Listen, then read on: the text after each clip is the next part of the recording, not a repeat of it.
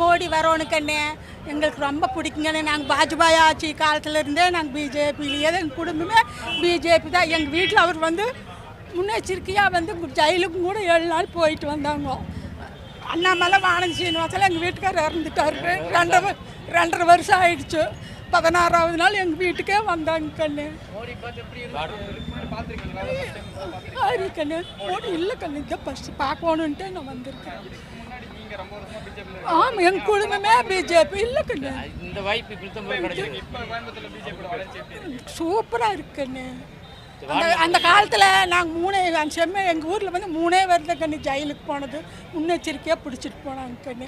யாருமே இல்லை. நான் ஜெயிலுக்கு குழந்தைக்கு சிறுசாக இருந்தாங்க கூப்பிட்டு போய் பார்த்துட்டும் வந்தேன்.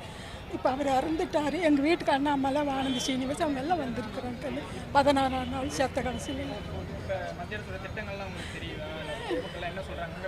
நல்லா இருக்குதுன்னு சொல்கிறாங்க. பரவாயில்ல, இவங்க வருவாங்கன்னு தான் சொல்கிறாங்க.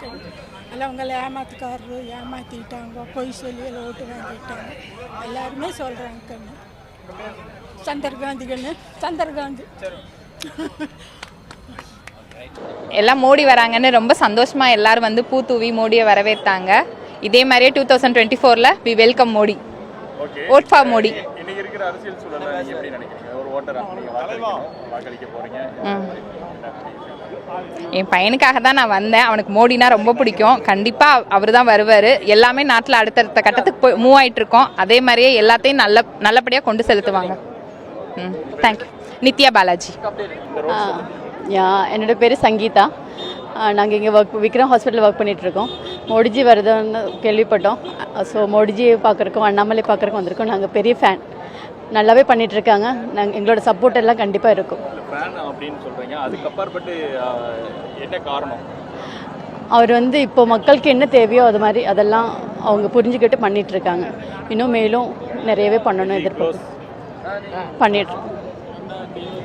ஓகே, இல்லை நாங்கள் அரசியல் ரொம்ப இல்லைன்னு தெரியாது. பட் எங்களுக்கு என்ன தேவையோ அது அவங்க புரிஞ்சுக்கிட்டு இருக்காங்க. ஸோ அதனால் நல்ல நம்பிக்கை இருக்குது எங்களுக்கு. இன்னும் எங்களுக்கு என்ன தேவையோ அதெல்லாம் கொடுப்பாங்கன்னு நம்பிக்கை இருக்குது. சங்கீதா. நாங்கள் ரொம்ப வெயிட் பண்ணி, என் பேர் சுஸ்மிதா. நாங்கள் விக்ரம் ஹாஸ்பிட்டலில் தான் ஒர்க் பண்ணுறோம். இங்கே ஃபஸ்ட் டைமாக மோதியை பார்க்க வந்தது. நான் வந்து மலையாளம், அதனால எனக்கு தமிழ் கொஞ்சம் தான் தெரியும். ஆனாலும் 5 மணிக்கு வந்து இவ்வளோ நேரம் வெயிட் பண்ணி இவ்வளோ கூட்டத்தில் பார்க்க முடிஞ்சதில் ரொம்ப ஹாப்பியாக இருக்கும். நிறையவே லேடிஸுக்கெல்லாம் அண்ணாமலைஜி வந்துட்டு நிறையவே லேடிஸ்க்கு வந்து நல்லாவே சப்போர்ட் பண்ணுறாரு. ரொம்ப சந்தோஷமாக இருக்குது. இன்னும் எங்களுக்கு ரொம்ப நம்பிக்கை இருக்குது. எங்கள் லேடிஸ்க்கு வந்துட்டு ரொம்ப சேஃப்டியாக இருக்குங்கிறது கான்ஃபிடெண்ட்டாக இருக்குது. அதில் பெரிய ஒரு சந்தோஷம். பிஎம் ஃபஸ்ட் டைமாக கோயம்புத்தூருக்கு வந்திருக்காரு.